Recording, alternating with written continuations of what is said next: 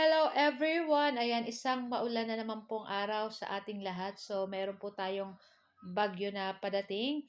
So, kaya po maulan-ulan na naman and syempre talagang kahit wala pong bagyo ay napakalamig pa po ng ating panahon. Ayan.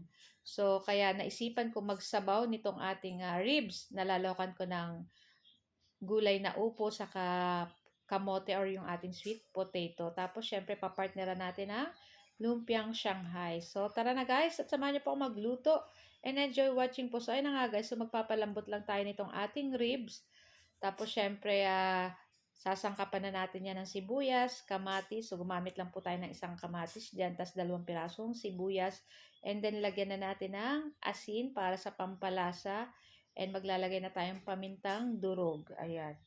So, gagamit din po ako dyan mamaya ng pork cube para sa ating pampalasa. So, hindi na ako naggamit ng patis, guys. So, okay na yan.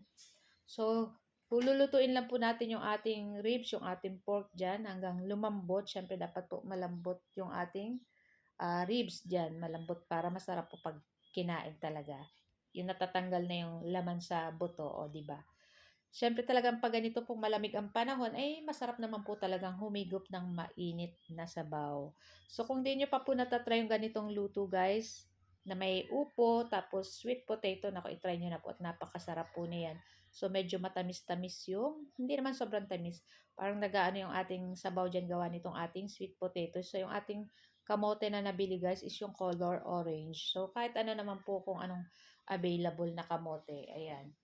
So ayan, ito pong ganitong orange, matamis po yan. Kaya masarap po yan digdi sa ating lulutuing sinabawang ribs. So palalambutin lang natin yung ating kamote dyan guys kasi malambot naman na yung ating ribs dyan or yung ating buto-buto.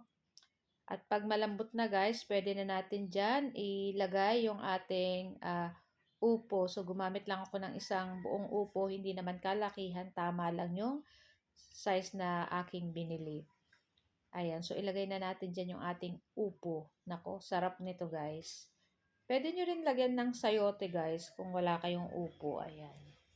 So masarap ito. Tapos magsawsawan ka ng patis at kalamansi. Ayan, napaka-perfect. So nilagyan ko na rin guys ng 2 pirasong siling pang sigang. And then halu-haluin lang natin and maya-maya ay papatayin na rin natin yung apoy at ita-transfer na rin natin itong ating sinabawang ribs sa ating mangkok. At pagkatapos, syempre magpiprito na tayo ng ating lumpiang Shanghai. So, later, ayan, edit ko yung ating video para dun sa ating lumpiang Shanghai. Nilagyan ko yan guys ng sweet ham, tas pork giniling. Kaya napakasarap po na yan. Tapos, syempre, may celery, may carrot. Tapos, nilagyan ko rin ng cheese para mas yummy. So, yun na nga. At luto na rin itong ating lumpiang Shanghai. So, ito lang po ang aming video today. At sana po yung nag-enjoy kayo. Huwag niyo po sanang kalimutan mag-like, comment, at pa-share po ng ating video. Thank you for watching. Bye!